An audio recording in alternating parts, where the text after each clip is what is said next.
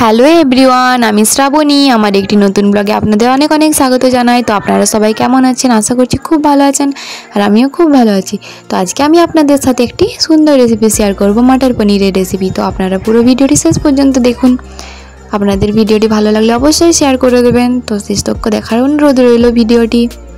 তো এখানে আমি 500 গ্রামের মতো মটর নিয়ে নিয়েছি। দেখুন, আমি মটর ভিজিয়ে নিয়েছি, রাত্রে ভিজতে দিয়ে দিয়েছিলাম। আর এখানে ছোট ছোট করে আলু কেটে নিয়েছি। তো আমি আলুগুলো আর মটরগুলো কুকারের মধ্যে সেদ্ধ করে নেব। এখানে আমি 2 থেকে 3টেই সিটি দেবো। তো তার জন্য আমি এখানে পরিমাণ মতো জল আর 1 চামচের মতো নুন দিয়ে দিচ্ছি। 2 থেকে 3টা সিটি দিয়ে দেবো। আর এখানে আমি 1 প্যাকেট পনির দিয়ে দেবো। তো 1 প্যাকেট পনির নিয়ে নিয়েছি। এখানে আমুলের পনির নিয়ে নিয়েছি আমি। এটা হচ্ছে 200 গ্রামের প্যাকেট।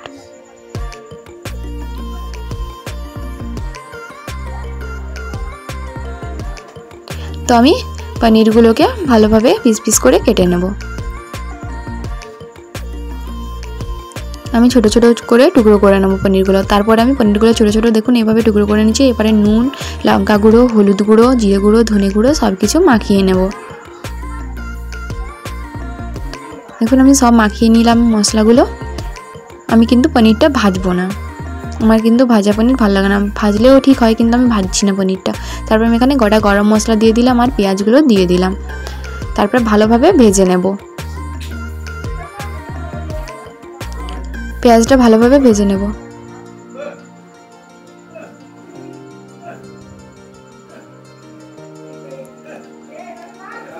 তো চলুন আমার পেঁয়াজটা ভালোভাবে ভাজা হতে থাক। দেখুন আমার পেঁয়াজটা লাল করে ভাজা হয়ে গেছে। এরপর আমি আদা রসুনের পেস্টটা দিয়ে দেবো।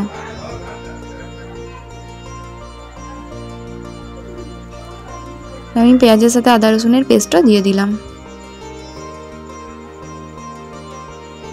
তারপর আমি টমেটো আর কাঁচা লঙ্কাটা দিয়ে দিলাম।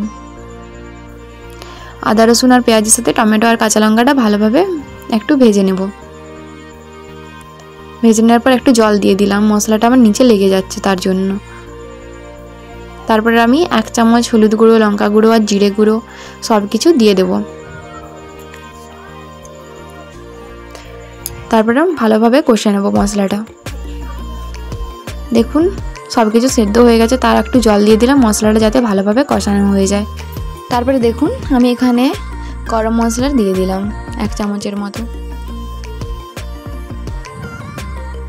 আর 1 চামচের মতো জিরে গুঁড়ো দিয়ে দিচ্ছি।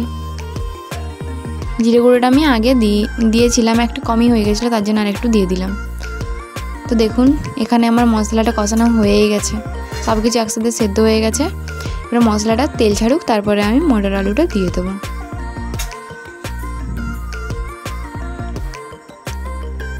সব কিছু কিন্তু সেদ্ধ হয়ে গেছে ঠিকঠাকভাবে।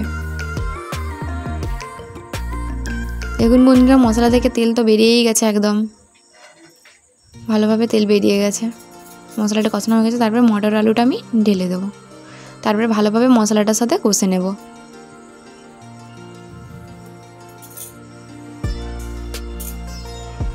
মশলাটার সাথে আমি মটর আলুটা ভালোভাবে কষে নেব। আমি আগের থেকে কিন্তু জল গরম করে রেখেছিলাম। আমার কষা হয়ে যাক মটর আলুটা, তারপর আমি এখানে পরিমাণ মতো নুন দিয়ে দিচ্ছি। তারপর আমি গরম জলটা দিয়ে দেব। আমি এখানে বেশি কিন্তু জল দিচ্ছি না, কমই জল রাখছি। তারপরে আমি যে পনিরগুলো করা ছিল, ম্যারিনেট করা ছিল, সেই পনিরগুলো দিয়ে দেব। আমি পনির কিন্তু ভেজে দিইনি, আগেই বলেছি। পনিরগুলো আমি দিয়ে দিলাম সব। তারপরে একটু ফুটে যাক, তারপরে নামিয়ে নেব, বেশি কিন্তু ফোটাবো না আমি। তারপরে দেখুন মটর আলুটার সাথে পনিরটা দিয়েই তো দিলাম। এবারে ভালোভাবে ফুটে যাক, আমি 5 মিনিট ফুটিয়ে নেব। একদম সিম্পল পদ্ধতিতে আমি আজকে মটর পনির বানিয়েছি। আপনাদের যদি ভিডিওটি ভালো লাগে তাহলে অবশ্যই লাইক, কমেন্ট, শেয়ার করবেন। দেখুন আমার মটর পনির একদম রেডি। পনিরটা কিন্তু খুবই সফট, আমুলের পনির, আর খেতেও কিন্তু খুব সুন্দর লাগে। তো আমার ফুটে গেছে একদম। তো আমার ভিডিওটি কেমন লাগলো আপনারা কিন্তু জানাবেন কমেন্ট করে। আর ভিডিওটি ভালো লাগলে লাইক কমেন্ট শেয়ার করতে একদম ভুলবেন না, আর সাবস্ক্রাইব করে দেবেন। তো দেখা হচ্ছে নেক্সট ভিডিওতে, ততক্ষণের জন্য বাই বাই, টাটা। সবাই ভালো থাকবেন, সুস্থ থাকবেন। দেখুন আমার মটর পনির একদম রেডি।